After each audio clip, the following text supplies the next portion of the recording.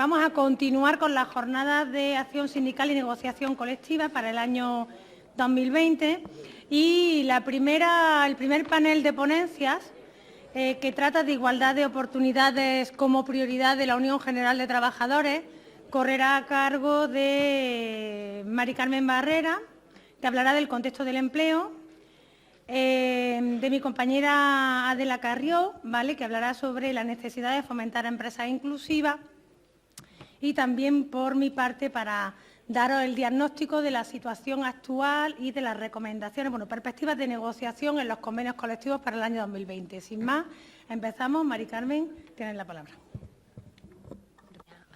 Buenos días. ¿Se me oye? Sí. Bueno, buenos días a todos y a todas. Gracias por estar aquí. Agradecer a mi compañera Isabel y al área de Acción Sindical por haberme invitado hoy a participar aquí de esta jornada. Y, bueno, y a mi compañera Adela, que tengo el gusto de coincidir con ella en una mesa que no es frecuente. Y, bueno, lo agradezco porque la verdad es que la perspectiva de la mesa me pareció, conforme me lo planteó Isabel, me pareció muy interesante porque es una forma de abordar la precariedad y los problemas que hay entre los más desfavorecidos de nuestra sociedad, de los que permanentemente hablamos, desde una óptica muy transversal, que es lo que se va a abordar hoy aquí en la mesa, y desde luego con una perspectiva que falta y que desde el sindicato estamos denunciando en diferentes ámbitos, una perspectiva que falta en términos no solo de género y de igualdad, sino también de lo que es más genérico, más amplio, de desigualdad. Es decir, hay desigualdades, y esa va a ser un poco lo que es mi presentación, una parte de la reflexión que yo hago en mi presentación. Hay desigualdades en el desempleo.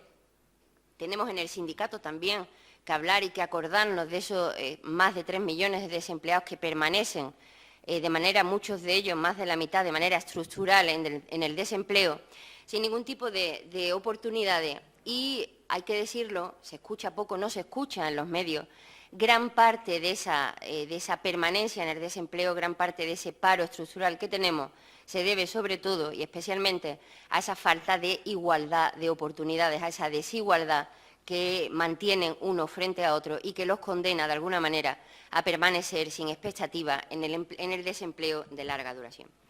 Voy a hacer un pequeño repaso sobre los problemas del sistema de protección por desempleo. A todos nos llega la principal resultante, es decir, el sistema de protección por desempleo tiene una tasa de cobertura muy baja, creo que esa es la variable más evidente que permanentemente desde la organización ponemos de manifiesto cuando salen las diferentes estadísticas de la tasa de paro de la EPA. Analizando los problemas, lo que se esconde detrás de esa baja tasa de cobertura, nos encontramos con que realmente la duración máxima de las prestaciones es muy corta, es decir, hablamos de un tope que se mantiene desde secularmente en esos 24 meses, en esos 2 años de prestaciones. Después, una serie de condiciones que marcan que cuando hay unos periodos muy breves de trabajo, no se acceda a prestación, se acceda a subsidio, y desde luego, por debajo de los 12 meses de cotización, no se accede ni siquiera a prestación contributiva, sino solo a subsidios asistenciales, que también, por debajo de los 3 meses, no se accede a ningún tipo de prestación. Claro, es que estamos hablando, aquí tenéis el gráfico del periodo de ocupación cotizada en los últimos 6 años al nivel de prestación de cobertura al que se accede. Estamos hablando además, y tenemos que ponernos en el contexto de nuestro mercado de trabajo, donde, ¿qué ocurre? Sabemos que hay una altísima tasa de temporalidad, una altísima tasa de rotación, y la primera pregunta que se nos ocurre, perdona un momento,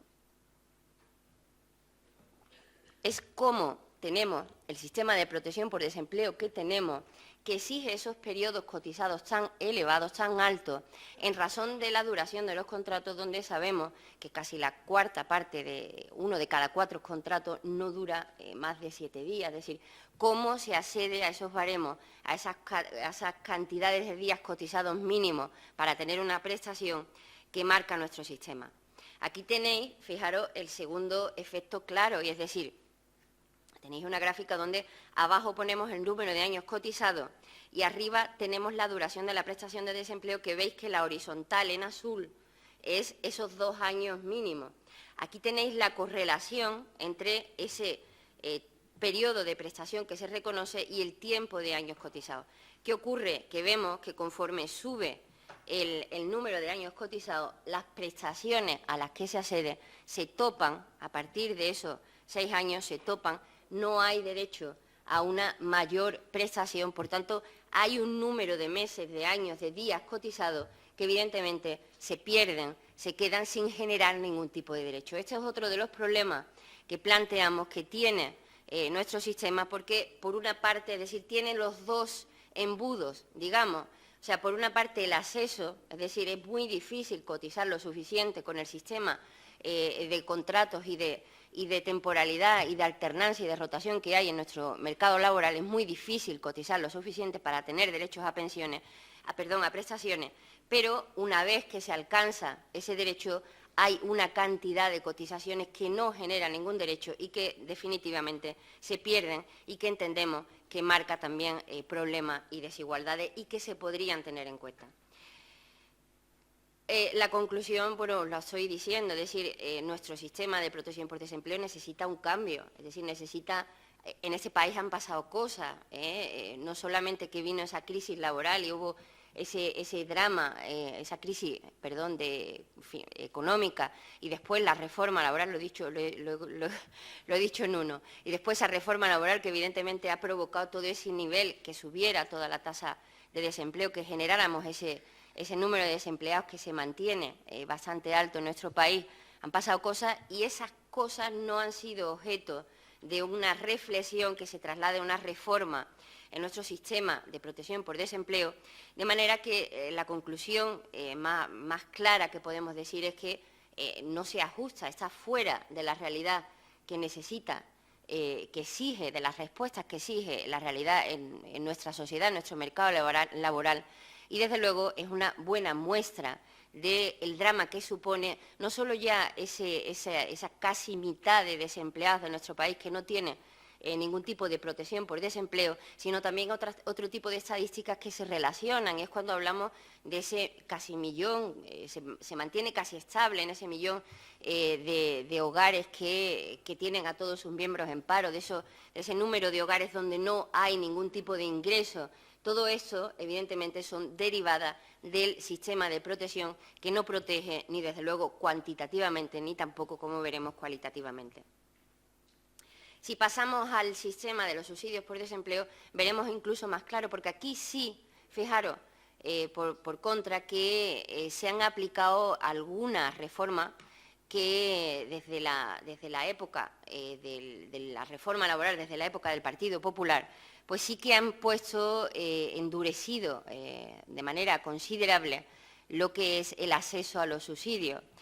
Como os digo aquí, prácticamente se puede decir que los desempleados no tienen derecho a un subsidio per se, es decir, el derecho a un subsidio por desempleo, una vez que ya no tienes derecho o has agotado una prestación por desempleo, prácticamente se puede decir que es una prestación familiar, es decir, si no tienes familia, si no tienes personas a cargo, si eres joven o eres moderadamente joven, digamos, menor de 45 años, prácticamente no existe derecho.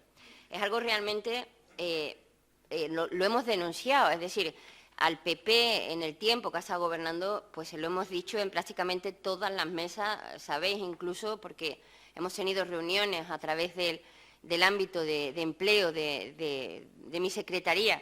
Sabéis que hemos incluso planteado alternativas cuando el Gobierno del Partido Popular trató de hacer una reforma de la protección por desempleo, una reforma bastante catastrófica que afortunadamente no salió adelante porque incluso empeoraba las condiciones, endurecía las condiciones con un sistema un poco intrincado para que no fuera tan evidente, porque claro, ¿cómo se va a decir en un país con la tasa de temporalidad, de desempleo, de desprotección que hay, que van a endurecer las condiciones de acceso al desempleo y a los subsidios? Evidentemente no, por ello diseñaron todo un sistema que, como afortunadamente para ellos en nuestro país se mantiene una combinación de los dos subsidios, del sistema por desempleo y del subsidio, por desempleo, de los dos subsistemas para dar lugar al global de esa protección por desempleo, esa complicación entre el diseño de los dos subsistemas hacía que no se viera claramente, pero realmente la intención era volver, como ya hicieron, a endurecer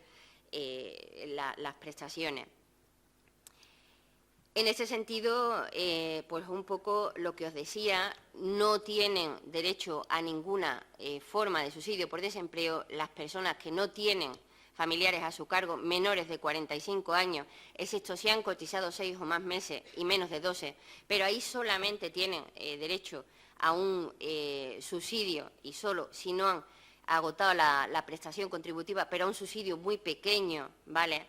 Y si no tienen familiares a su cargo y cualquiera que sea su edad, mayores o menores de 45 años, si la duración previa del último contrato no ha alcanzado los 6 meses de duración, es decir, con menos de 6 meses de cotización en el contrato último no se accede a ningún subsidio, por encima de los 6 meses, pero por debajo de los 12 tampoco se accede a ningún subsidio. Por tanto, ahí veis cómo se engrosa mes a mes, día a día, la población que no tiene, que cae en la desprotección total, y esas son las estadísticas que, como veis, mantenemos cuando salen los datos del desempleo.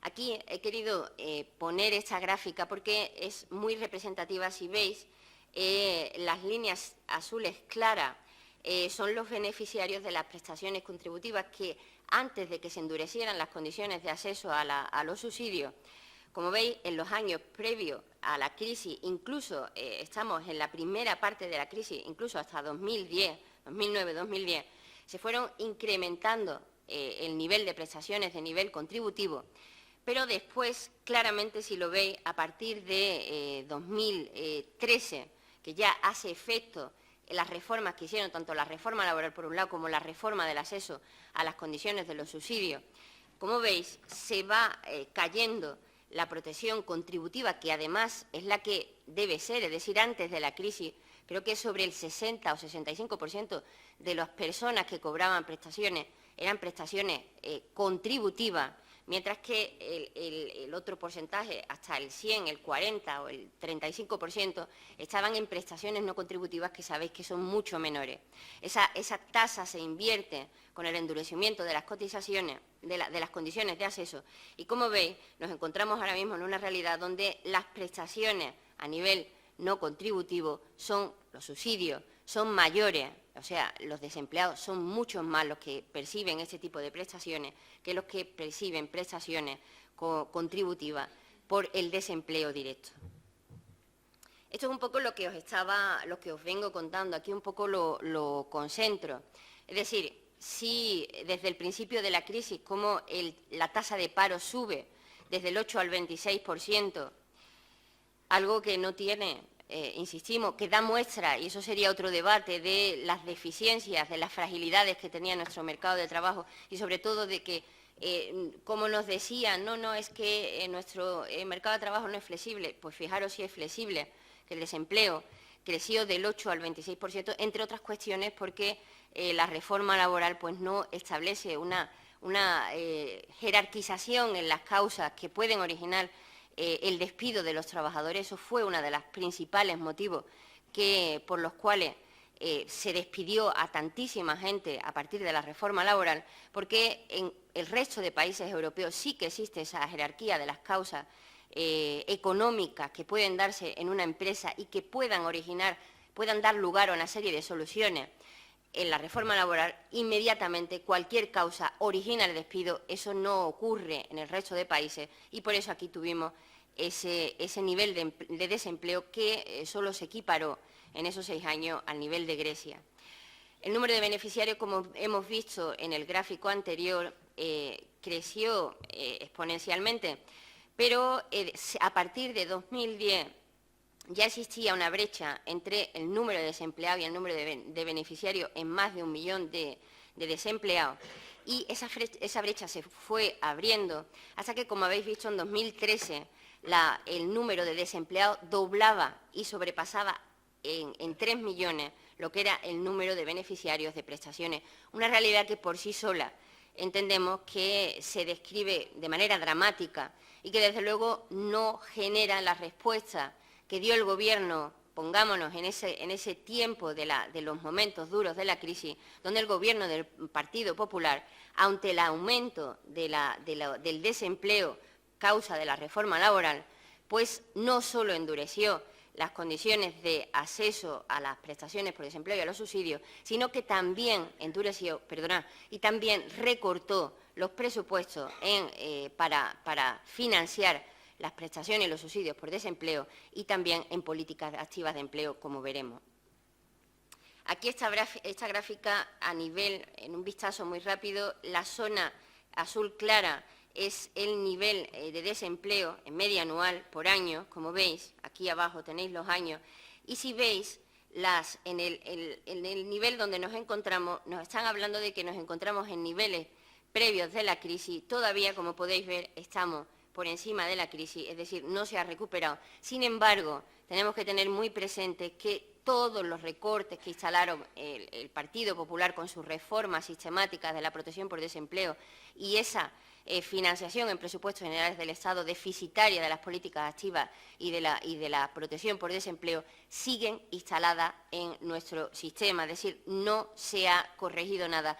Y esa es una de las resultantes que tenemos que tener presentes a nivel sindical, porque es una de las primeras exigencias que tenemos que pedir. Desde luego, aquí incluso ya cuando se nos presentó en este año pasado el presupuesto, acordaros que vino la ministra de Hacienda a presentarnos el nuevo presupuesto de este año, fue una de las primeras cosas que le dijimos, es decir, el presupuesto en materia de empleo se mantenía en los mismos estándares, en los mismos esquemas que de los gobiernos anteriores del PP, es decir, se había seguido con una inercia, con una rutina en materia de empleo que desde luego no va a resolver el problema estructural endémico que tiene la protección por desempleo y el mercado laboral en definitiva, porque claro, es que aquí podríamos hablar toda la mañana, porque se dice, es que en nuestro país no hay emprendimiento, no hay innovación, pero bueno, ¿quién va a innovar en nuestro país? ¿Quién va a poner todos sus ahorros, todo su capital, todo su esfuerzo en una actividad que sabes que si sale mal te vas a quedar sin nada porque no vas a tener ningún tipo de protección? Es decir, de la protección por desempleo genera muchas características del mercado laboral que tenemos porque está intrínsecamente ligado, es decir, los países que mejor funcionan su mercado laboral son los que tienen unos mayores niveles de protección, porque sin protección, ¿qué clase de flexibilidad se puede pedir a los trabajadores, a las empresas? No es posible, es decir, nadie va a ser esas empresas temerarias que al final te pueden dejar prácticamente en la ruina. Aquí os pongo un resumen de lo que es realmente la característica que define el sistema, es decir, corta duración de prestaciones contributivas, restrictivos criterios recortados en el periodo de la crisis por el PP de acceso a las prestaciones contributivas y a las asistenciales, la limitada duración, como hemos visto en esos 2 años, de este sistema de prestaciones de los dos en conjunto, no pasas de esos 2 años y, evidentemente, ese es el resultado de la altísima tasa de desprotección que se mantiene en nuestro mercado de trabajo y que parece que, de momento, pues no sonroja a nadie ni se considera como un problema urgente a solucionar.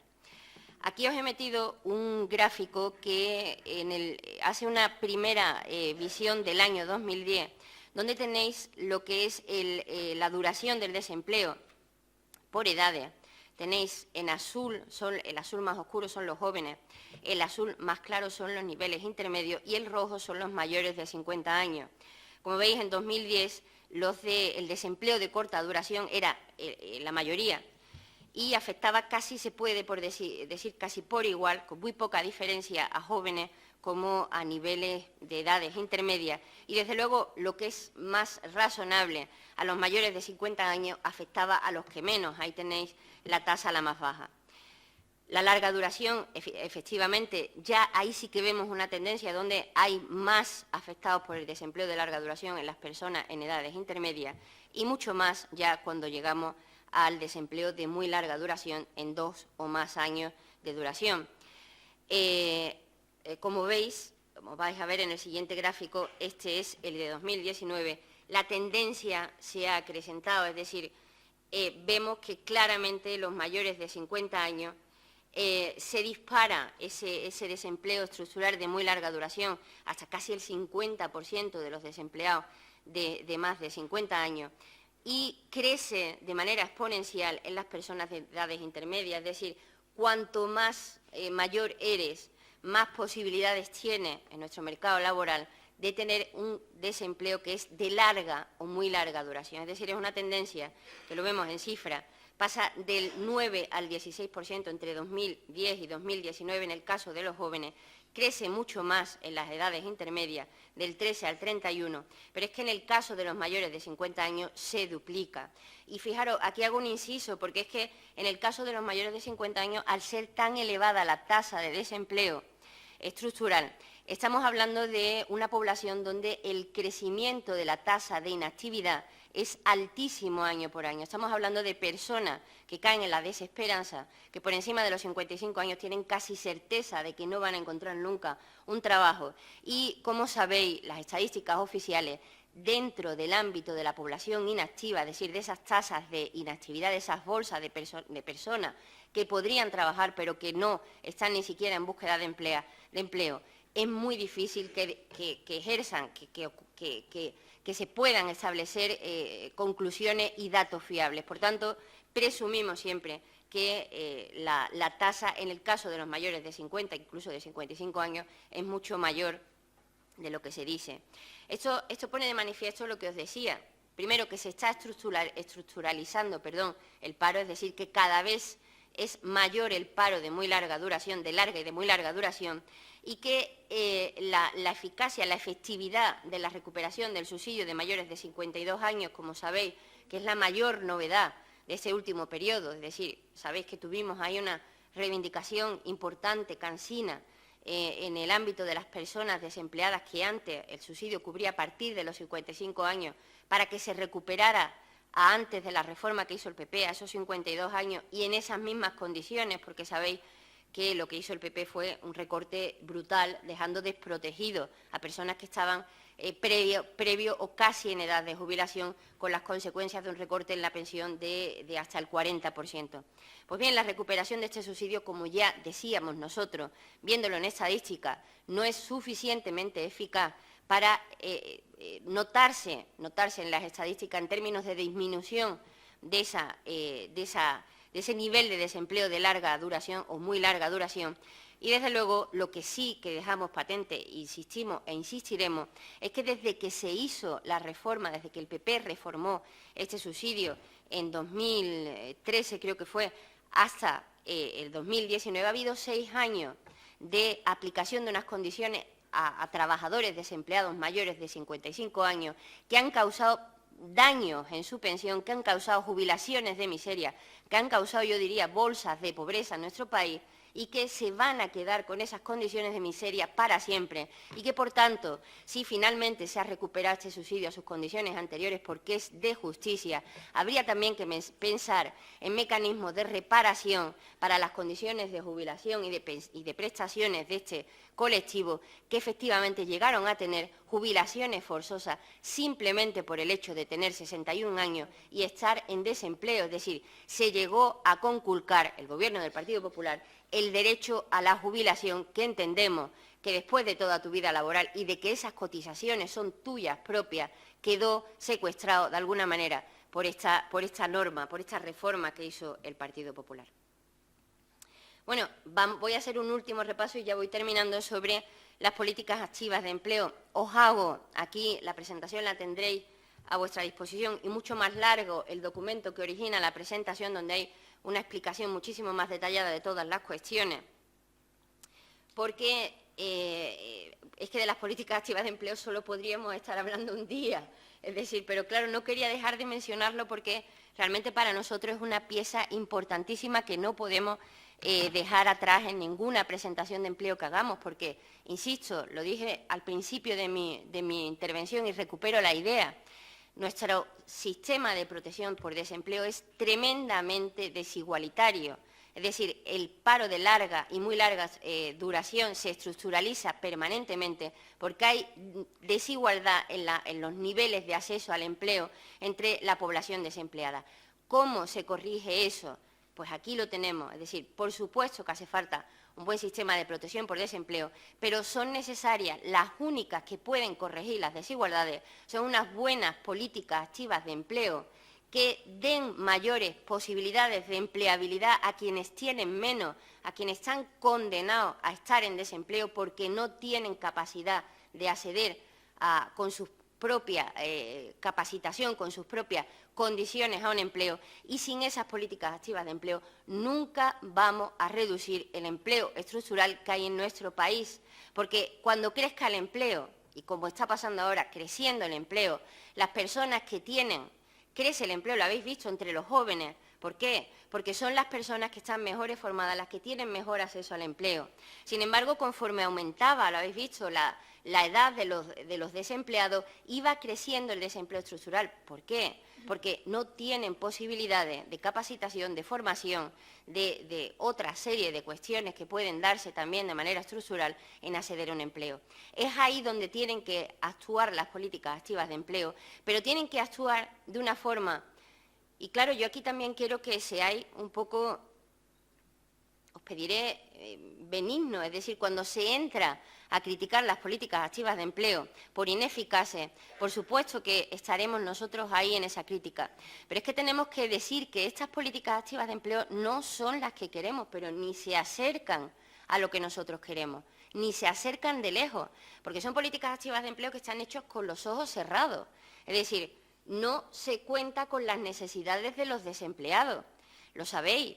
En los servicios públicos de empleo no se hacen evaluación de los desempleados que están allí inscritos, pero no se hacen no solo porque no estén en la ley, es decir, no existe una ley que hable y que obligue a hacer esa evaluación de los desempleados, es que no hay medios materiales, no hay medios humanos, es decir, si mañana se estableciera obligatoriamente por ley la evaluación de todos los desempleados de nuestro país, sería imposible.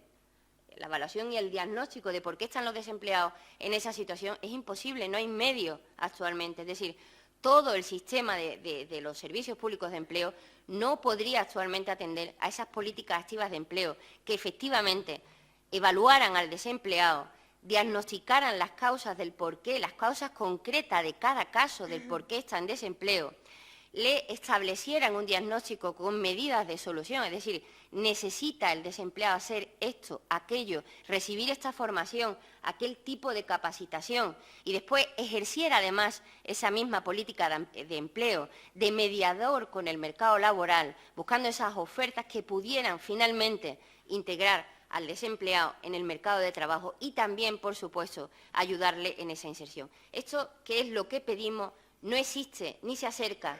Y lo peor de todo es que todos los países del entorno tienen sistemas que están específicamente dirigidos en esta línea y que, ojo, gastan incluso muchísimo más en estas consideraciones que os acabo de hacer de lo que tendrían que contener las políticas activas de empleo que en otras medidas. Y aquí, sin embargo, en nuestro país no se gasta nada.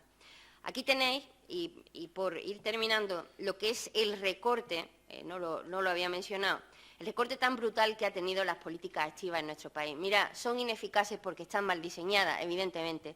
Si se diseñan a ciegas, si no se diseñan teniendo en cuenta las necesidades, evidentemente no pueden salir bien. Pero es que también son objeto de un recorte brutal.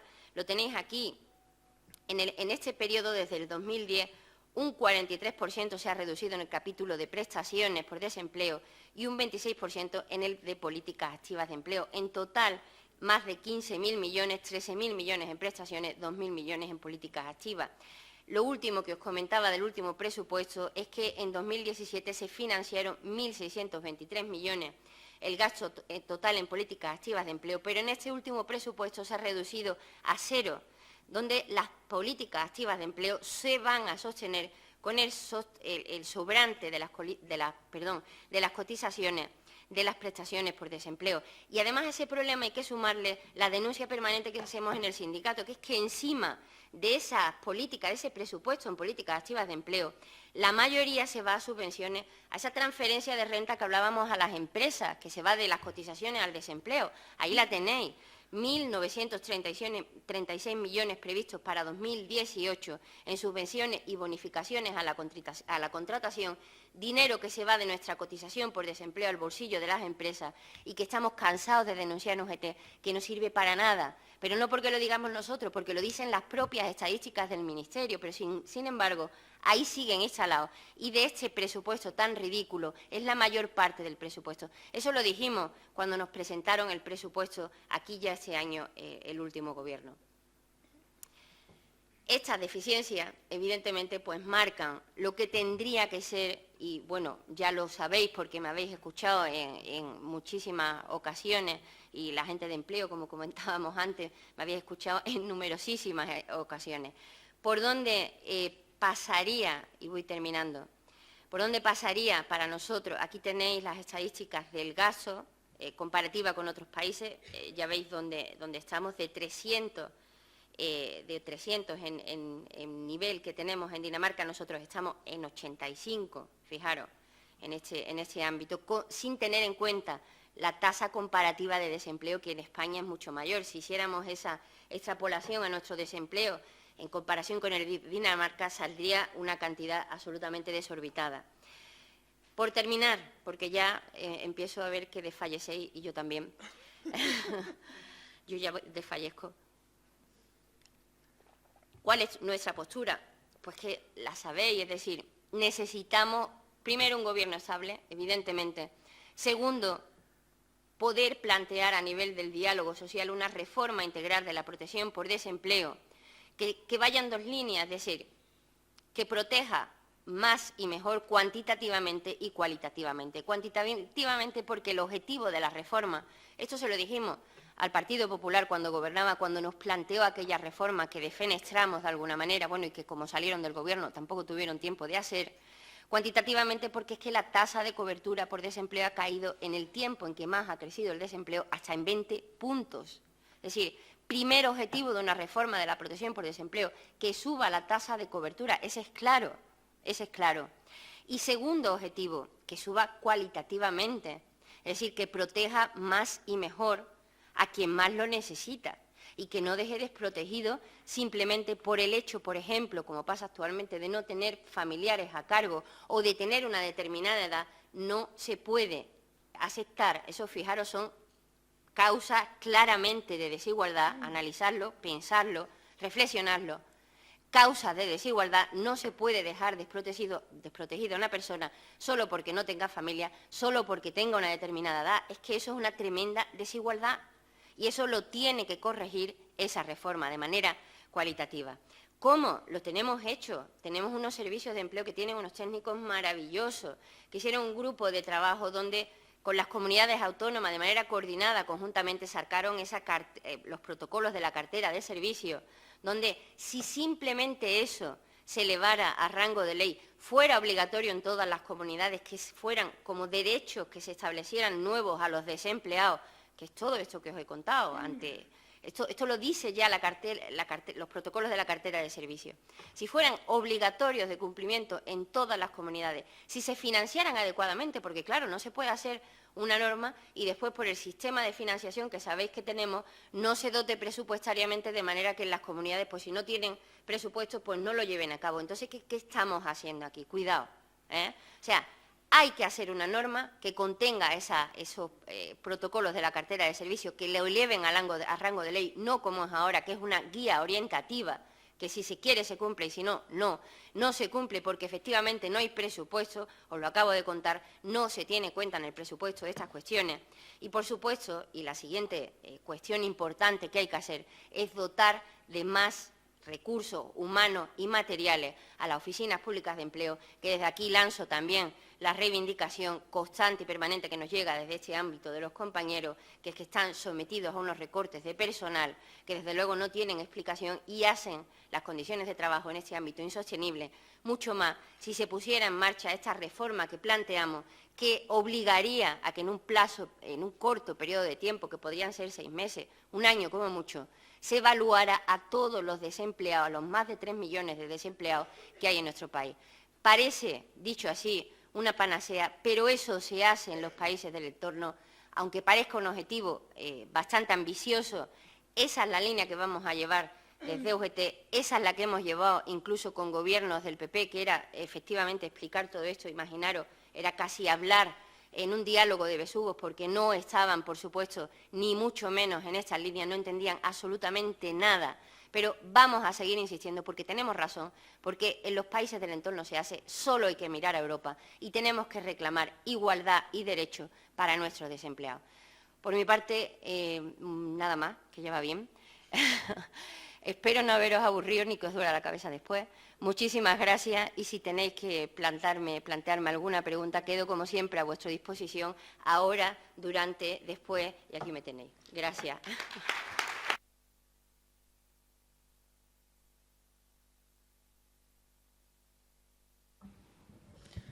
Bien. Bueno, pues dar los buenos días a los que y a las que os habéis ido incorporando sobre la marcha. Bueno, a mí me toca, pues exponer esta vez el diagnóstico de la situación actual en la negociación colectiva y las perspectivas para la negociación de cara al año 2020. Son cifras, son datos, vamos a intentar desde el área desde la Secretaría de Política Sindical, darlo de la forma más amena posible y, pues, como dice Carmen, cuando terminemos las exposiciones, abrir el debate que sea necesario, pues se atiende sin problema. Para situarnos en cuál es el diagnóstico actual de la negociación colectiva, hay que hacer una breve reseña de cuál es la situación económica que a día de hoy se tiene en España, ¿no? Las previsiones económicas, que se manejan no solamente a nivel nacional, sino por los organismos internacionales, pues pronostican una desaceleración económica para lo que es el conjunto de Europa, ¿no? El contexto europeo, además, y en la zona euro, pues está pivotando ahora mismo con una incertidumbre por dos cuestiones muy, muy importantes. De un lado el Brexit, y quien sigáis las noticias sabéis que esta noche pues ha habido pues ciertos desacuerdos con el Brexit que posiblemente llevarán a elecciones al Reino Unido, y por otro lado la guerra comercial que se tiene con Estados Unidos y China, que pues insistimos, amenazan con el crecimiento de la economía, o por lo menos con la incertidumbre en la zona euro. La base del crecimiento, el Banco Central Europeo la ha situado, vuelve a situarla, mejor dicho, en una política monetaria expansiva, pero no es menos cierto también que esa política expansiva, si no se desarrolla con medidas fiscales dentro de los Estados miembros de la Unión Europea, difícilmente podrá pues frenar el impacto que la desaceleración puede provocar en la economía de los distintos países del euro y de la zona euro.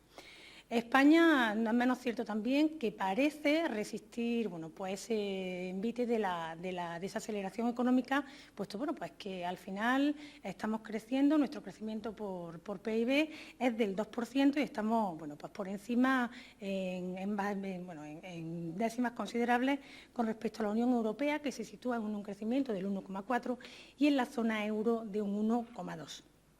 Sin embargo, es verdad que las voces económicas de este país, unas veces intencionadamente y otras veces pues con una retranca empresarial detrás, muy a conciencia, avisan de que pues llega la desaceleración económica, y en esta los sindicatos tendremos que ver mucho si no se ponen las medidas que ahora nos expondremos en lo alto de la mesa.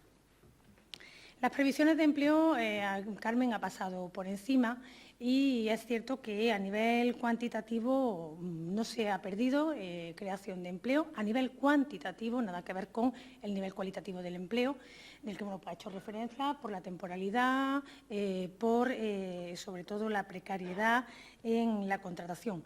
En términos cuantitativos, insistimos, el salario mínimo interprofesional, aquellos detractores del salario mínimo, no sé si os acordáis, en finales de septiembre, durante todo el mes de octubre del año pasado, la subida del 22% del salario mínimo interprofesional iba a suponer una debacle en la creación de empleo, iba a suponer el cierre de no sé cuántas miles de empresas en este país y, bueno, pues afortunadamente las posiciones que defendió este sindicato en su día respecto al salario mínimo interprofesional han dado sus frutos, llevábamos razón en lo que defendíamos y, por tanto, es cierto que el SMI ha contribuido precisamente a todo lo contrario.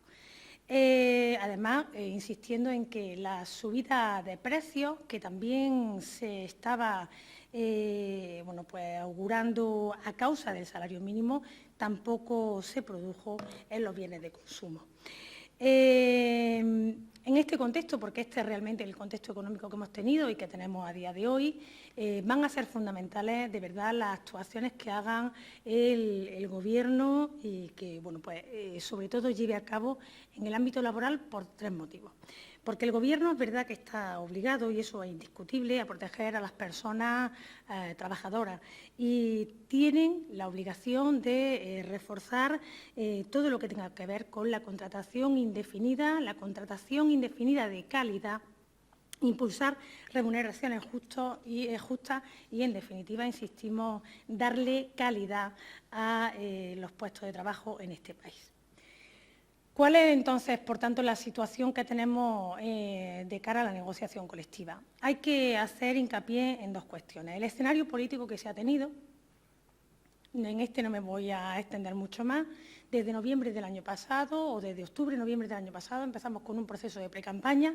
En este país las precampañas electorales desde hace 4 años no se han terminado.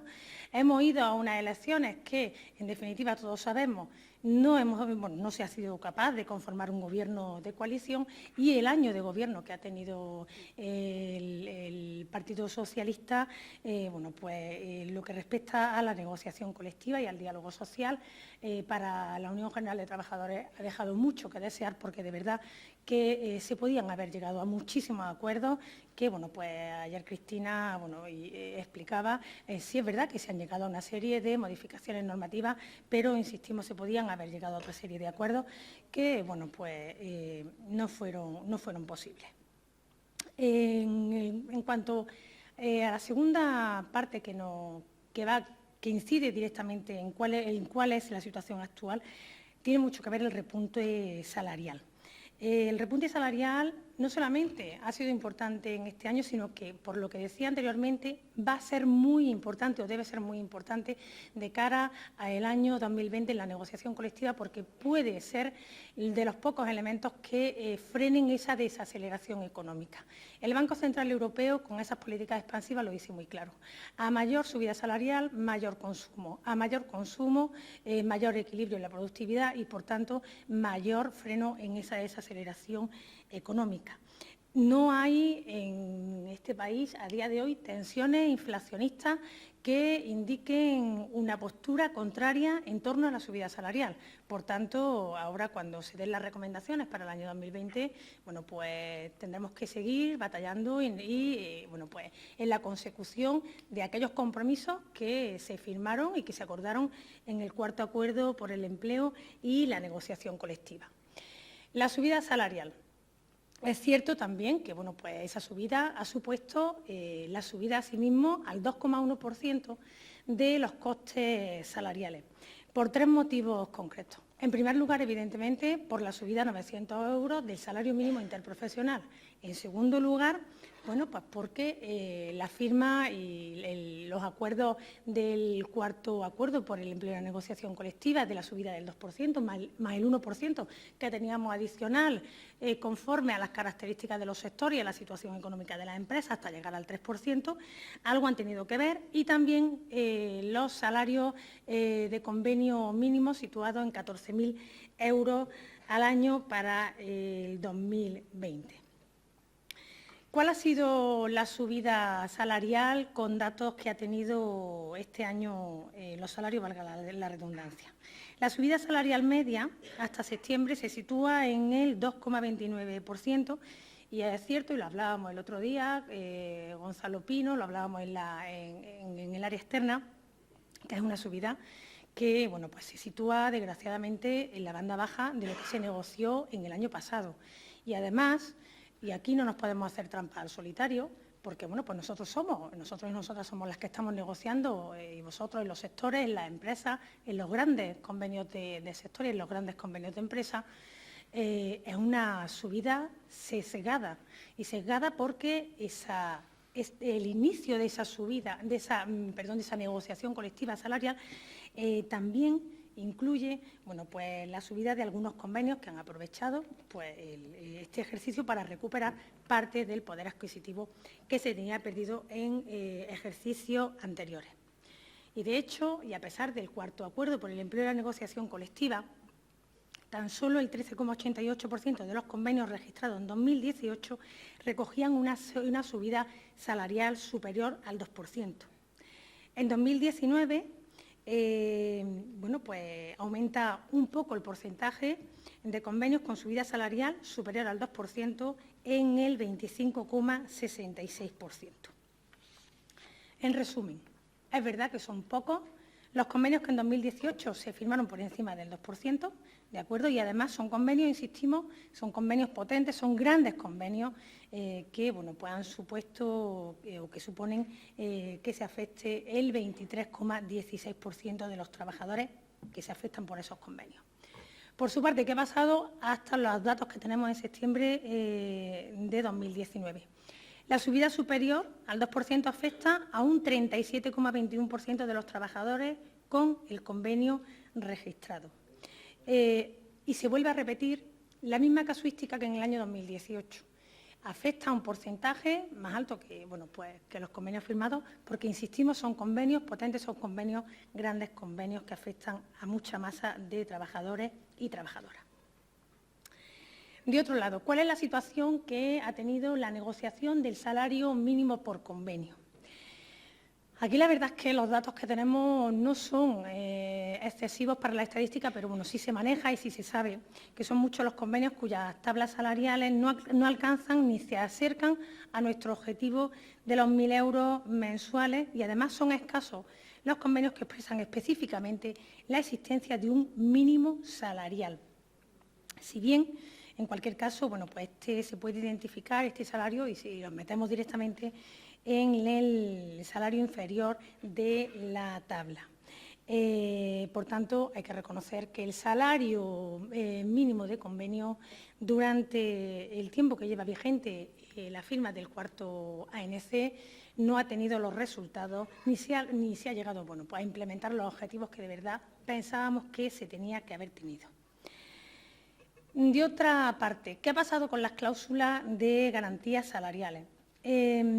Son datos positivos, se va avanzando poco a poco en las cláusulas de garantía salarial. Es cierto también que, bueno, siempre sabéis que las recomendaciones que se han dado desde la Confederación ha sido, bueno, pues amarrar las cláusulas de revisión salarial a la subida del IPC, pero también, no obstante, no es menos cierto que en la negociación colectiva se han utilizado, bueno, pues por como han venido los años de negociación o por lo que no han dejado amarrar, se han utilizado otra serie de mecanismos de garantía y se han diversificado los criterios. Aún así, los datos, insisto, bueno, pues se produce una ligera recuperación, y tomando los datos de diciembre de 2018, de acuerdo, hay un total de convenios registrados en los que el 19% de ellos contiene la cláusula de garantía salarial. En el año 2019 subimos dos puntos, nos subimos al 21% de los convenios, y que afecta, bueno, pues al 22% de los trabajadores y de las trabajadoras. En 2017, que es cuando se empieza a recuperar, se empieza a hablar, después de los años de crisis, de la cláusula de garantía salarial, estamos hablando de que en 2017 teníamos un 16% de convenios con la cláusula recogida. Por tanto, bueno, pues no son malas noticias del todo. ¿En qué situación se encuentra la vigencia de los convenios y la ultraactividad? Fue otro aspecto que se contempló en el cuarto acuerdo, en el ANC, y estamos en una vigencia del entorno de los 3 años, y lo positivo, además, no solamente son los 3 años de vigencia del convenio, sino que se recoge el respeto, el mantenimiento, mejor dicho, de las condiciones pactadas en el convenio hasta, bueno, pues la renovación o la renovación o la firma del acuerdo, ¿no? En 2018, por ejemplo, el 63% de los convenios con aplicación, y además coincide con un 63% de aplicación a trabajadores y trabajadoras, contemplan ya la ultraactividad hasta un nuevo convenio colectivo. Tenemos que recordar que en el año 2014 la ultraactividad tan solo la recogían el 49% de los convenios, que afectaba además al 44% de los trabajadores y trabajadoras. Estos son datos tanto de la vigencia de los convenios como de la ultraactividad que nos da, bueno, pues semestralmente la Comisión Consultiva. En materia de jornada, es verdad que la ANC nunca negoció, nunca se recogió nada de la materia de jornada, pero es preciso hacer mención, puesto bueno, pues que ha irrumpido, afortunadamente, de lleno en la negociación de los convenios a raíz de la modificación de la norma con la obligatoriedad del registro de jornada. ¿En qué ha incidido, además, directamente el registro? Sobre todo, como sabéis, en las horas extraordinarias. En 2018, que fue el año que más horas extraordinarias se realizaron en este país, fueron 6,5 millones de horas extraordinarias a la semana, 330 millones de horas extras al año, lo que pues convirtió, insistimos, en que fuera el año en el que más horas se realizasen desde el año 2009. En cifras para los trabajadores, en cifras para la seguridad social y en cifras para la creación de empleo, que supondría el que en 2018 se hubiese contado con un registro de jornada diario. Pues supondría que los trabajadores y trabajadoras hubiesen ingresado 2.300 millones de euros al año. Supondría que las arcas de la seguridad social hubiesen tenido una cotización por encima de los 650 millones de euros. Y sobre todo, y para mí de verdad, yo creo que para todos los que estamos aquí, lo más importante, además de la retribución, evidentemente, de las cotizaciones, pero sobre todo por el nivel de precariedad en la contratación que tenemos y por el tipo de contratación que se tiene en este país, hubiese supuesto la creación de 180.000 puestos de trabajo a jornada completa. Por tanto, como decía ayer Gonzalo y como así reiteraba también María Eugenia, la Unión General de Trabajadores, en los convenios, estamos obligadísimos a seguir impulsando, a través, insistimos, de la apertura de las mesas de negociación colectiva, del control diario de la jornada. Hay otros aspectos, mollares, importantes también, pero bueno, pues como hay ponencias específicas, a lo largo, ya la hubo ayer y a lo largo del día, Adela también os va a apuntar una serie de cuestiones, y Ana, mi compañera Ana García, secretaria de Medio Ambiente y Salud Laboral de esta confederación, os darán una serie de datos esta tarde sobre lo específico de sus secretarías. Pero es cierto que no queremos dejar desde el área de política sindical, porque está muy relacionado. Es cierto que todo lo que tiene que ver con negociación colectiva, en definitiva, es política sindical, pero no es menos cierto que sí que nos ha alarmado las cifras, los porcentajes que hay en una cuestión concreta. Nos referimos precisamente a la negociación y establecimiento de los planes y programas de prevención de riesgos laborales. Compañeros y compañeras, os voy a dar los datos, vosotros sacáis las conclusiones. Esta tarde entiendo que Ana va a hablar largo y tendido, y el equipo que viene con Ana, largo y tendido, insisto, de esta cuestión, porque mientras que en 2008 y en 2009 el 50% de los convenios recogían programas y planes de prevención de riesgos laborales, en 2018 tan solo el 20% de los convenios contienen este tipo de planes. Esto, evidentemente, es fruto de los recortes que se han ido haciendo a la clase trabajadora, los recortes que se han hecho en una de las cuestiones que nosotros siempre hemos puesto en la picota y que no es otra que todos los derechos laborales son importantes, pero el más importante y fundamental es preservar la vida primero y la salud de los trabajadores y las trabajadoras en el puesto de trabajo. Si eso a través de la negociación colectiva no somos capaces de hacerlo, de verdad que hay que darle una vuelta. No, evidentemente, es una cuestión solamente sindical, para nada, nada más lejos de la realidad. Aquí ha tenido mucho que ver el desaire, la dejadez que se ha tenido por parte de los últimos gobiernos en cuanto a estas materias. Con este balance de situación actual nos vamos a 2020.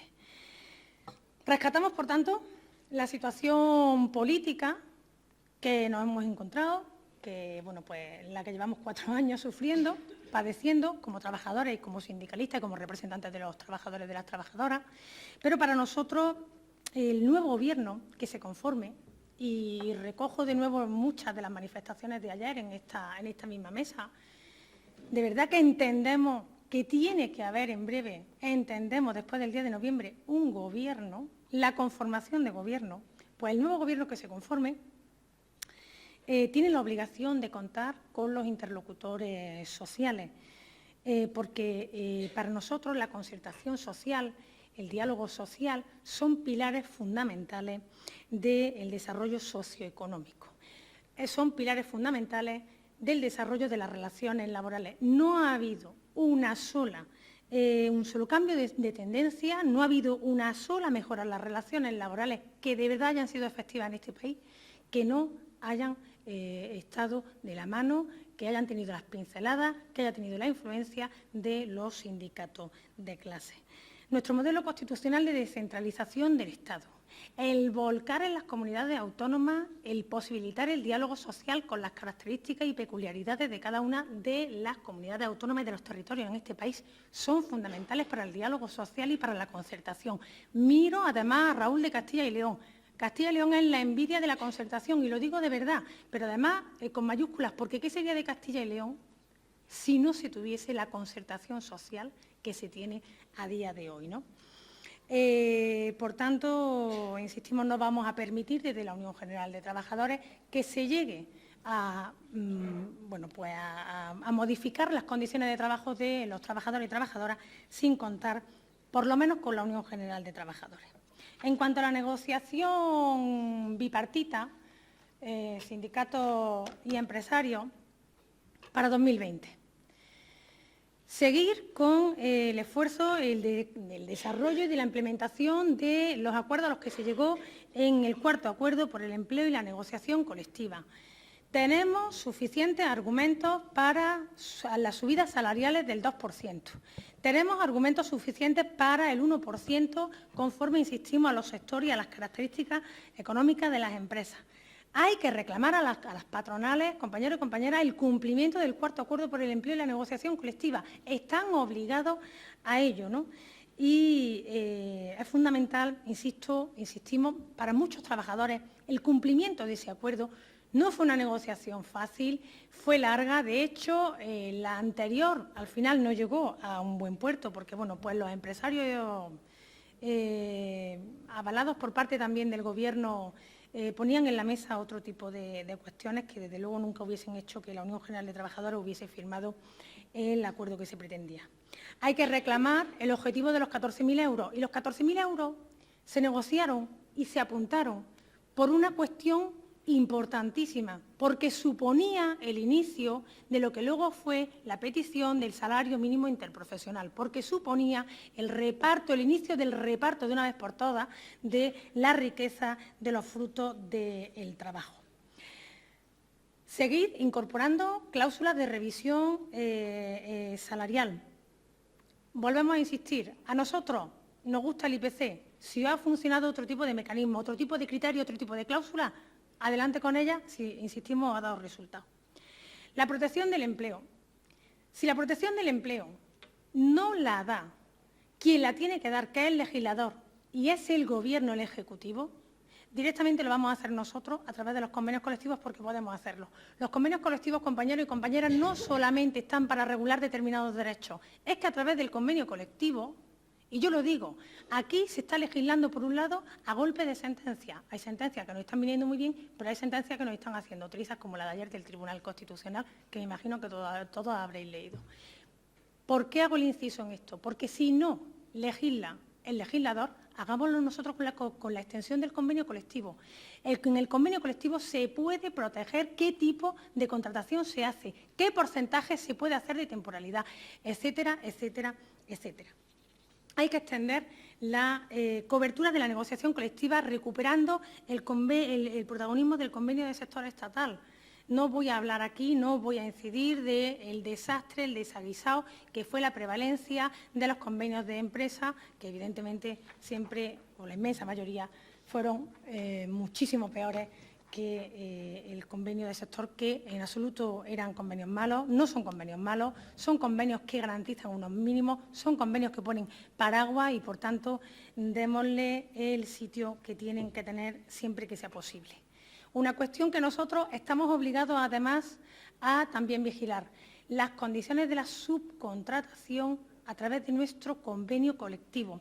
Es preciso corregir los efectos que sobre las reformas, las relaciones laborales y la seguridad de los trabajadores tiene la externalización de los servicios, y eso lo podemos hacer perfectamente a través de los convenios colectivos.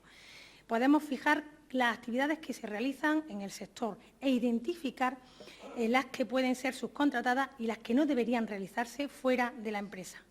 No solamente podemos marcar eso, sino que además hay que establecer, porque podemos hacerlo a través de los convenios colectivos, qué criterios y controlar las condiciones con las que van a encontrarse los trabajadores y trabajadoras de esas subcontratas, porque además ahí está la solidaridad no solamente de los trabajadores y de las trabajadoras, sino que es la importancia que tiene la unidad en la defensa de los derechos y condiciones laborales. La reducción, y prácticamente voy terminando ya, la reducción y ordenación de la jornada laboral, fundamental por tres motivos. En primer lugar, porque estamos hablando de la salud de los trabajadores y de las trabajadoras a medio, en el corto y en el largo plazo.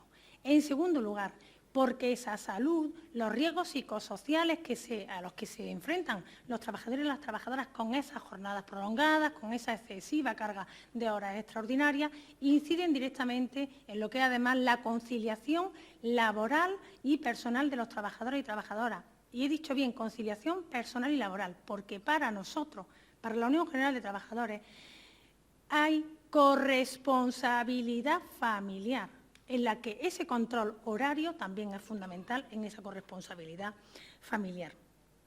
Protección de datos. Tenéis a vuestra disposición ese magnífico protocolo en el que pues lo desarrolló casi al 100% Susana Bravo, y está a disposición de los negociadores y negociadoras, porque estamos hablando, compañeros y compañeras, que respetando, por supuesto, la organización que tienen los empresarios y empresarias en su propia empresa, pero no es menos cierto que los datos, estamos hablando de que afectan a nuestros derechos fundamentales. No podemos permitir, además, que ni las nuevas tecnologías ni ninguna otra implementación de sistemas invadan el derecho a la intimidad y a la privacidad de los trabajadores y trabajadoras. Hay que fortalecer los espacios paritarios en los convenios colectivos. Hacemos lo más difícil, yo lo digo de verdad.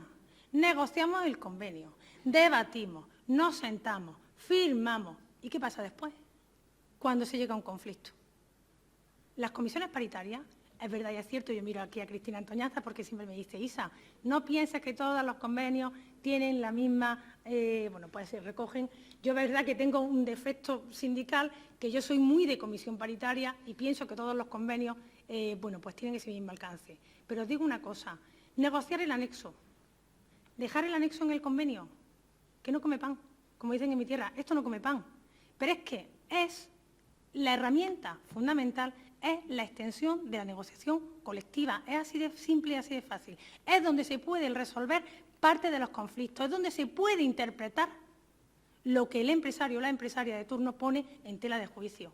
Y aquí he hecho un capote a los sistemas extrajudiciales de resolución de conflictos. Si no somos capaces de irnos a la paritaria y resolver, vayámonos a los sistemas extrajudiciales. Y si no hay, bueno, pues directamente no iremos a las salas de lo social. Hasta aquí las recomendaciones y solamente dos apuntes importantes, que no son recomendaciones, pero son tan importantes como las recomendaciones en la negociación colectiva. A los que estáis en los convenios sectoriales, meteros de cabeza, por favor, en los observatorios sectoriales. Son foros fundamentales para saber cómo va el sector, qué se tiene que cambiar.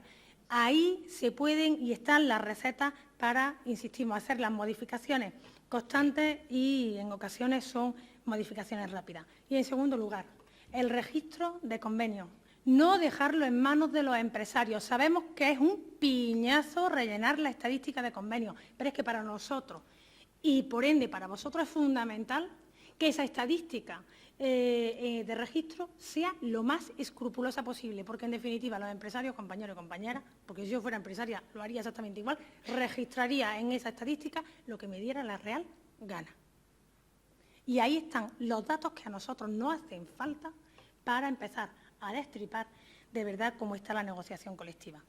Hasta aquí. He intentado no extenderme, no sé si me he extendido mucho, pero había datos que dar. He intentado hacerlo de la mejor manera, por lo menos más atractiva, y bueno, y ahora en el debate las dudas que tengáis os las resolvemos. Muchísimas gracias.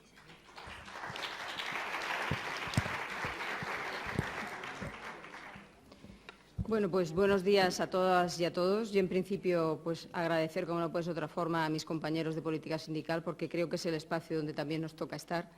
Ayer Gonzalo estuvo en las jornadas comentando que, aparte de cuando se negocian convenios, negociar la parte económica, hay que trabajar, pues como dijo ayer, las personas con discapacidad, las personas LGTBI, etcétera, otra serie de colectivos que se ha de mirar dentro de la negociación de los convenios colectivos. Pero permitidme que empiece comentando el título de mi mesa. Mi mesa está denominada la necesidad de fomentar empresas inclusivas. Sí que es verdad que tenemos que fomentar empresas inclusivas, pero sobre todo hemos de intentar que estas empresas cumplan con la ley, que no están cumpliendo con la ley, ya que la mayoría de los casos están dejando de un lado los derechos humanos y de dignidad.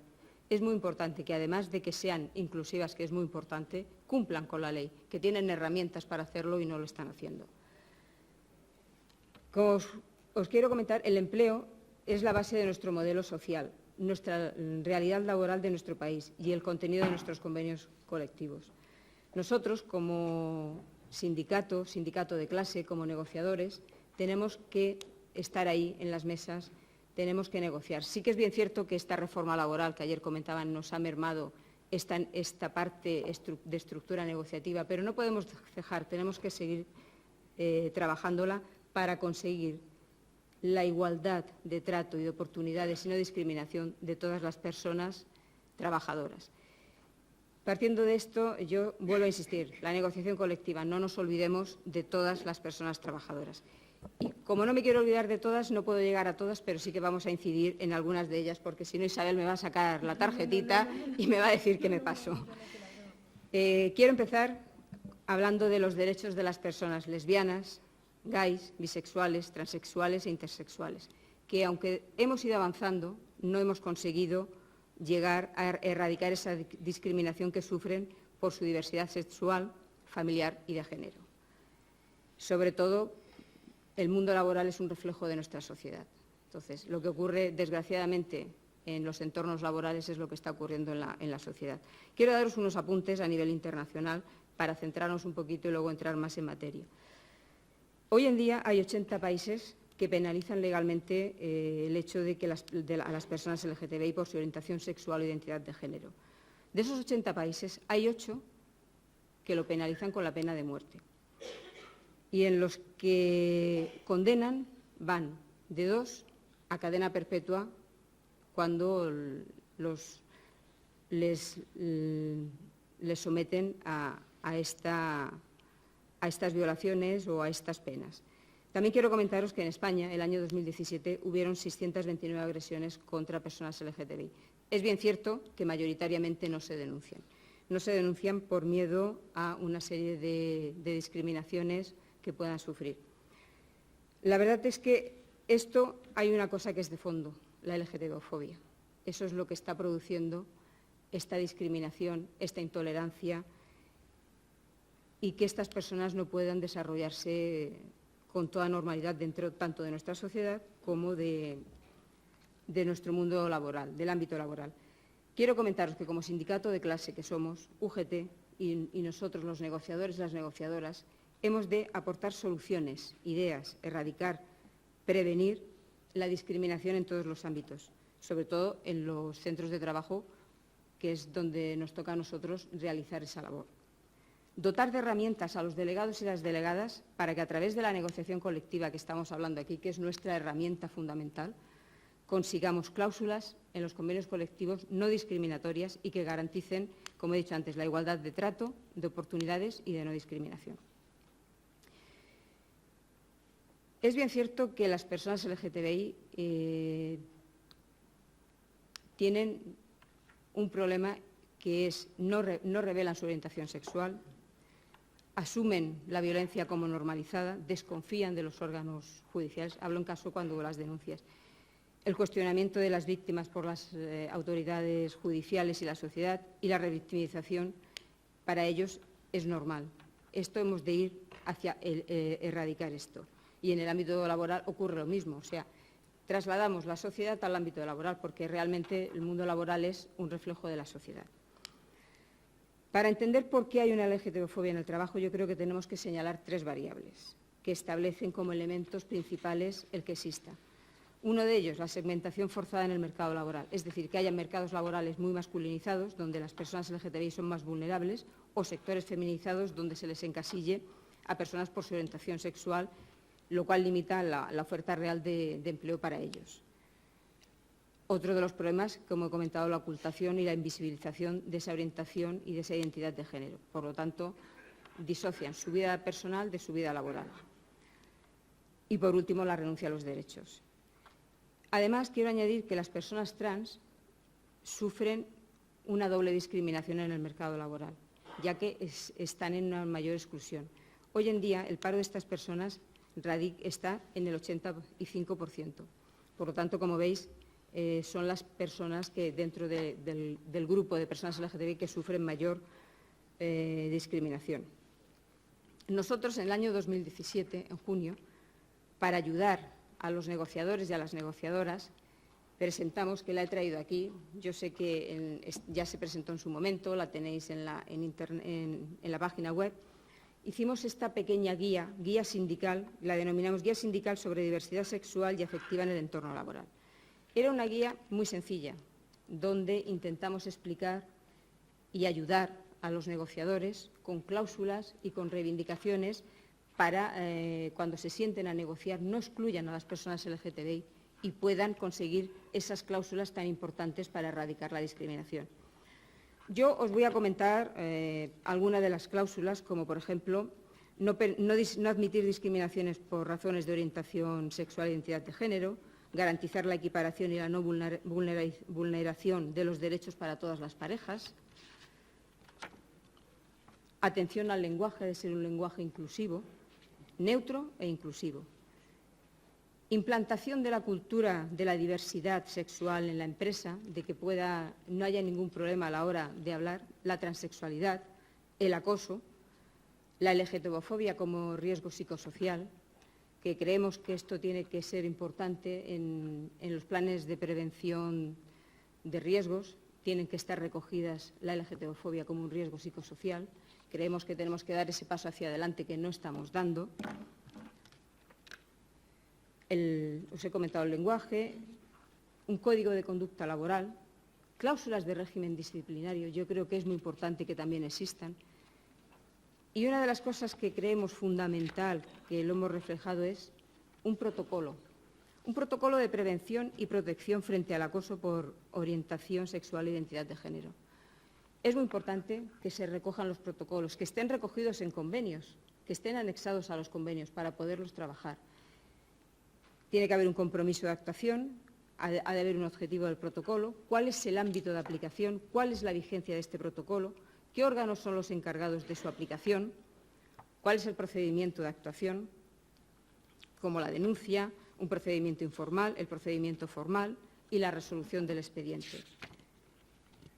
En esta guía también poníamos un modelo para facilitar un poco el trabajo a los delegados y delegadas que están en las empresas, que son los que están negociando, que son los que se enfrentan, sobre todo para que puedan hacer que las personas LGTBI denuncien estos acosos que tienen, porque realmente no lo están denunciando. No sabemos lo que está ocurriendo, sí lo sabemos, pero no lo denuncian. No podemos actuar puesto que no hacen esa denuncia. Creo que es importantísimo, sobre todo, que lo hagan.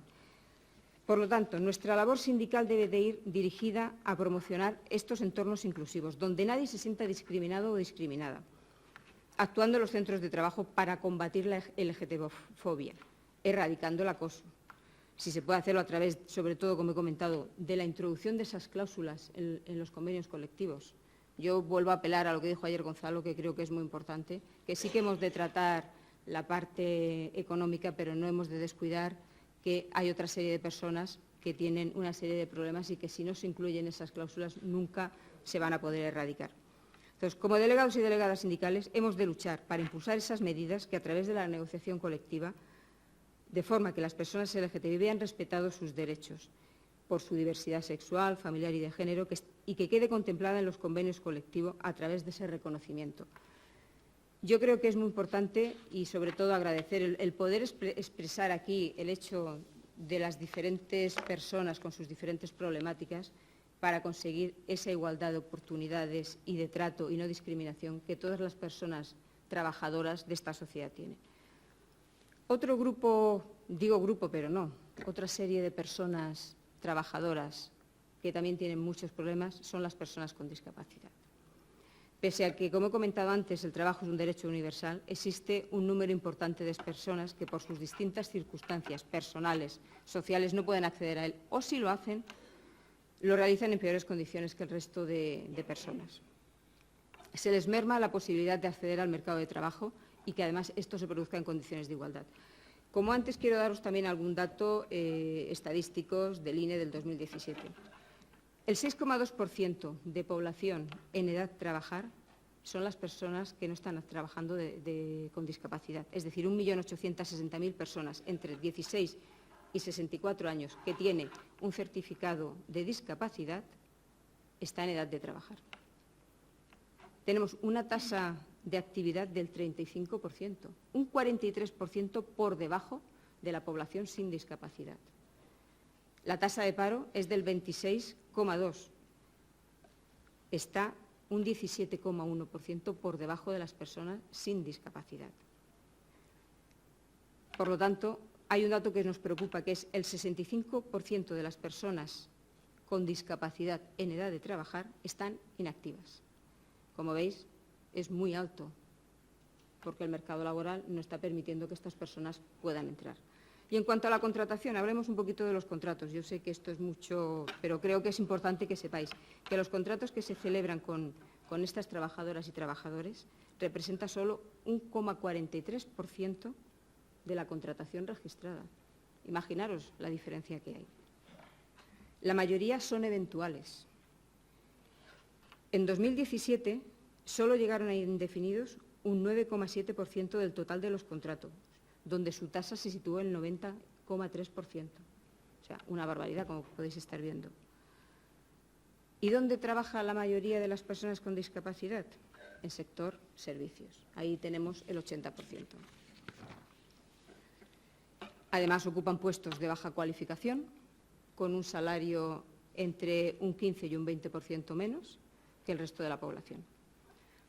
¿Eso qué hace? Que todavía la brecha salarial entre hombres y mujeres se sitúe mucho más alto, porque está en un 15,9%.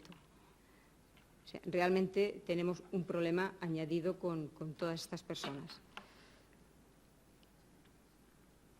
Con todos estos datos, la inserción laboral desde UGT dudamos que realmente el 2% de reserva de cuota para empresas de mayor de 50 trabajadores sea efectivo, porque algunas empresas lo cumplen y otras aplican medidas alternativas. Lo cual quiere decir que la cuota de reserva para estos puestos de trabajo con discapacidad opera de la siguiente forma.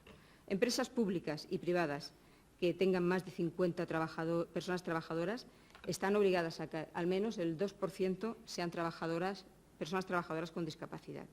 De manera excepcional, las empresas públicas y privadas pueden quedar exentas a través de acuerdos recogidos en la negociación colectiva sectorial de ámbito estatal o bien por la acción voluntaria del empresario, debidamente comunicada a la autoridad laboral. Por lo tanto, no están incorporando al mercado laboral ordinario a las personas con discapacidad. Cogen la medida alternativa que, de esta manera, cumplen la ley. Realmente nosotros apostamos porque cumplan el 2% de las personas con discapacidad. Por lo tanto, nosotros, como UGT, nuestro objetivo es la inclusión laboral de las personas con discapacidad para lograr esa igualdad real y efectiva de todas las personas. En cuanto a la negociación colectiva, ¿cómo podemos contribuir a favorecer la inclusión de las personas con discapacidad? Pues tenemos que verlo desde las dos formas, de dos perspectivas. Primera, que se debe favorecer la contratación efectiva de las personas con discapacidad, debiendo superar a la legislación, es decir, pasar de ese 2%, apostando por cláusulas que comprometan a la contratación efectiva de las personas trabajadoras con discapacidad en las empresas. Si no apostamos por eso, la ley está, pero como he dicho antes, las empresas no la cumplen porque se acogen a medidas alternativas. Y segundo, para facilitar este objetivo, ¿qué deben tener los convenios? Pues los convenios deben de analizar e identificar aquellos puestos de trabajo, las características de los sectores y las empresas en función de capacidades y actitudes de las personas trabajadoras y la posible adaptación de los puestos de trabajo a las distintas capacidades. Es decir, es necesario que los convenios sectoriales jueguen el papel fundamental que les corresponde, establecer criterios, elaboración de cláusulas que impulsen al empleo ordinario aplicando los principios de normalización, integración y no discriminación. Por lo tanto, el objetivo principal es que los trabajadores y trabajadoras con discapacidad participen en igualdad de condiciones en el conjunto de la plantilla, en el desarrollo de las relaciones laborales, que se realicen los ascensos y promociones favoreciendo la igualdad de trato, que se adapten y se adecúen los puestos de trabajo, la accesibilidad de los mismos, en función de la discapacidad de que se trate. Es importante que tengamos presente que las personas con discapacidad pueden desarrollar el mismo trabajo, que es un error que nos encontramos y creo que en algún seminario y alguna charla conjunta que hemos realizado con la Secretaría de Política Sindical, las personas que no tienen discapacidad no afectan a las personas con discapacidad que estén al lado, porque dicen que tienen que hacer su trabajo y eso no es así. Hemos de velar porque el trabajo que realicen las personas con discapacidad sea el que les corresponde por su discapacidad. Y las personas sin discapacidad que realicen el trabajo que tengan que realizar. No que nos digan, que nos lo han dicho, que no quieren a una persona sin discapacidad a su lado porque dicen que tienen que hacer su trabajo. No, no es así. O sea, nosotros hemos de velar porque cuando se contraten a las personas con discapacidad se les contraten las condiciones y se les adecúe los puestos de trabajo. Que se les haga la formación adecuada que necesiten en cada momento, porque se les tiene que formar. Si no se les forma, es imposible que puedan rendir como una persona sin discapacidad. Porque yo no quiero hablar de personas normales y no normales, son personas con discapacidad o personas sin discapacidad. Voy a ser muy exigente con el lenguaje. Creo que hemos de ser todos muy exigentes con el lenguaje, igual que cuando hablamos de mujer, cuando hablamos de LGTBI, cuando hablamos de personas con discapacidad, no son personas discapacitadas, son personas con discapacidad. Y el resto no somos personas normales, no somos personas sin discapacidad. Creo que hemos de ser muy cuidadosos con ese lenguaje y ese tratamiento que como ser humano se merecen todas las personas. Voy a centrar un poco en la legislación. Yo creo que es muy importante hacer referencia a dos artículos del Estatuto de los Trabajadores.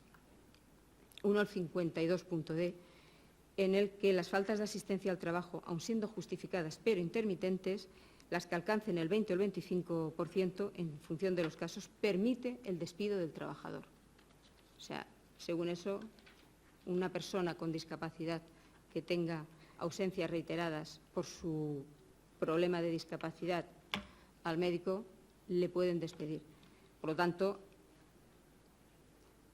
hemos de intentar que eso no ocurra, hemos de conseguir la modificación del artículo para que no sea despedida esta persona con discapacidad. El otro artículo que también hemos de trabajar y pedir que se modifique, el 49.2, que es el relativo a la extinción del contrato de trabajo. El otro día ya lo estuvimos comentando en diferentes jornadas y seminarios, porque creo que es una gran apuesta que se está haciendo ahora. No es que nos hayamos olvidado, pero ahora lo ponemos encima de la mesa a las personas con discapacidad. El trabajo relativo a la extinción del contrato de trabajo cuando se obtiene una incapacidad permanente, total o absoluta, que lejos de permitir la compatibilidad con el trabajo, en muchos supuestos la discapacidad sobrevenida y tal como permite nuestro ordenamiento jurídico, las expulsa del empleo. Por tanto, nuestras reivindicaciones han de ir hacia desarrollar un plan de acción sindical para la inclusión laboral, a través de la cual la negociación colectiva sea nuestro instrumento para la contratación efectiva, para el empleo ordinario y el desarrollo profesional y social de todas las personas trabajadoras con discapacidad.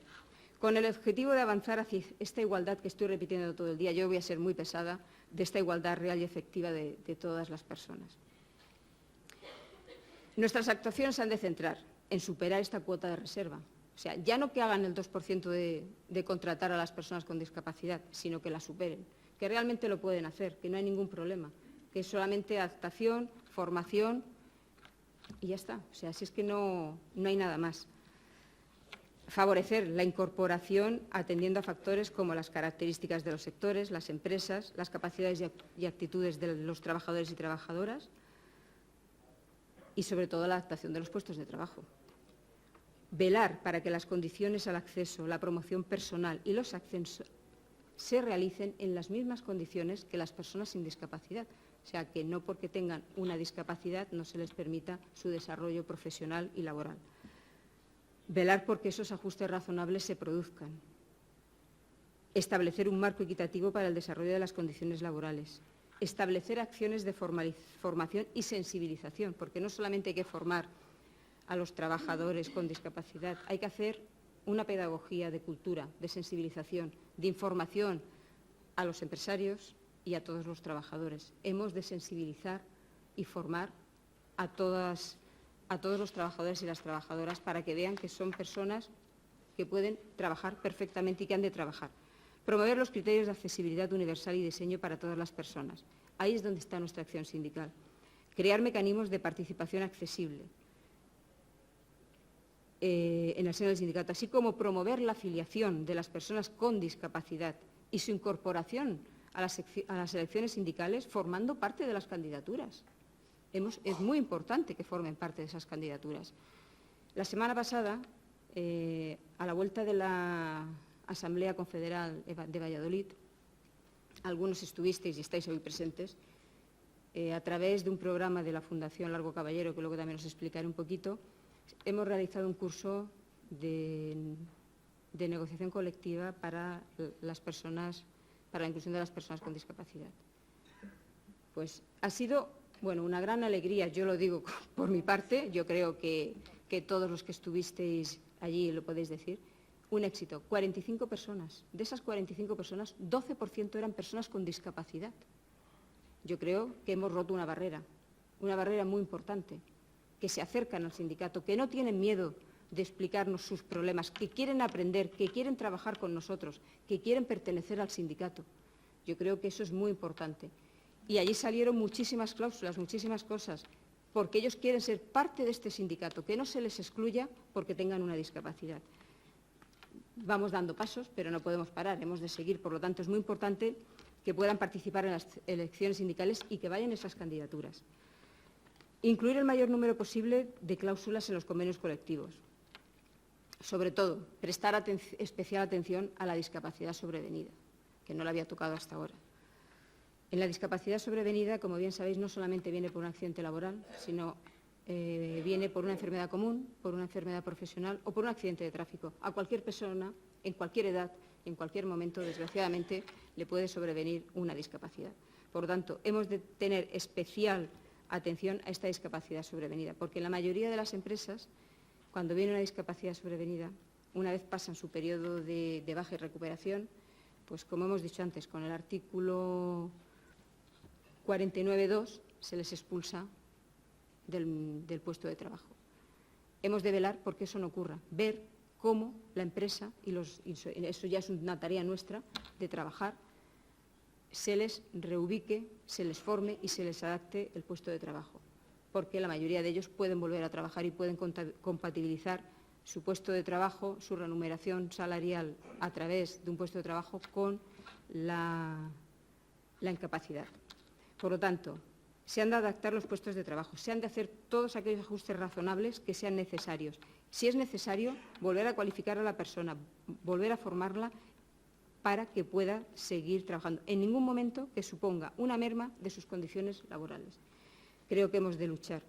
Y os voy a leer algunas cláusulas que creo que se podrían incluir. Voy a hacer los enunciados porque no sé cómo voy, pero como quiero además que sea participativo, pues bueno, creo que deberíamos de conseguir que se incluyan en los convenios colectivos, pues bueno, la reserva del puesto de trabajo para las personas con discapacidad. Hemos hablado que es muy importante que esté reflejado, que las empresas de más de 50 trabajadores y trabajadoras cumplan con ese 2% y, sobre todo, yo desde aquí lo digo, hay que superarlo. No nos hemos de conformar con eso, porque si nos conformamos con eso nos quedamos como estamos. Hemos de ir hacia adelante. La igualdad de trato y de oportunidades. Eso se ha de trabajar en los convenios colectivos, se ha de buscar. Los ajustes razonables que comentaba antes. Es necesario que se comprometan a realizar cuantos ajustes razonables sean necesarios para una correcta adaptación del puesto de trabajo en función de la discapacidad que se trate. En cuanto a movilidad geográfica, los traslados, observando las diferencias en función de donde puede ser desplazado si es una persona con discapacidad física y o psíquica. Eso también hay que tenerlo en cuenta. La turnicidad. Han de tener prioridad en poder elegir ese turno las personas con discapacidad y aquellas que tengan menores o personas con discapacidad a su cargo. El tema de la discapacidad sobrevenida, como os he dicho antes, yo creo que es muy importante que los firmantes de los convenios colectivos pongan la especial atención en la discapacidad sobrevenida, que no suponga la relación de la extinción laboral, sino que se les reubique en la empresa, se les adapten los puestos de trabajo, se les dé la formación que necesiten para su nueva actitud y sigan trabajando. No se les expulse del mercado ni de su puesto de trabajo. La declaración de una incapacidad laboral permanente, total o absoluta, ya que cuando este trabajador es declarado, la empresa siempre procede a su extinción. Yo creo que hemos de comunicar y de ver que los servicios de prevención velen por mantener. En definitiva, creo que hemos de velar, como no puede ser de otra manera, por todas las personas trabajadoras, y en este caso del que hablamos, de las personas con discapacidad. Velar porque estén en el mercado de trabajo ordinario, que pueden estar con una serie de adaptaciones a sus puestos de trabajo, con una regulación, con unas cláusulas en los convenios colectivos y hacerles partícipe no solamente del puesto de trabajo, sino de nuestra actividad sindical. No me quiero dejar de lado otro grupo vulnerable, aquellas personas con VIH y o SIDA. Debido a su vulnerabilidad, en determinados grupos, además, sufren mayor discriminaciones y tienen menos capacidad de respuesta de denuncia ante las mismas. Es preciso que desde la negociación colectiva protejamos de forma específica y demos salida a estas situaciones. Yo creo que en este sentido deberíamos incorporar también cláusulas que protejan, ya que sufren muchas discriminaciones. Velar para que las faltas de asistencia, como he dicho antes, justificadas, computen como tal para su enfermedad o su patología, sobre todo aquellas medidas para el acompañamiento social y para las personas afectadas por VIH que necesitan acudir de forma periódica a los controles médicos para su seguimiento de la enfermedad. Hemos de velar sobre todo para que eso computen como faltas justificadas y no les computen como decía ayer Gonzalo, ese asentismo que realmente es lo que quieren hacer para restringir el contrato laboral. Yo creo que hemos de luchar porque sean faltas justificadas, que lo son, que por su enfermedad tienen que acudir. A través de la negociación colectiva, pues bueno, seguir trabajando para que no se les merme ningún derecho, para que tengan la asistencia social integral, si es necesario para una reducción de jornada. En definitiva, modular las condiciones para que se puedan adaptar a sus situaciones específicas y coyunturales. Sobre todo, en el caso de las personas del VIH, vigilar esas discriminaciones en materia de salud laboral, denunciando cualquier prueba de detección del VIH, que sabéis que muchas empresas les piden hacer la prueba cuando no tienen por qué pedírsela. Eso no lo han de hacer. Hemos de velar por que eso no ocurra, reconociendo el derecho de estos trabajadores a recibir tratamiento y a mantener su puesto de trabajo y adaptar su horario.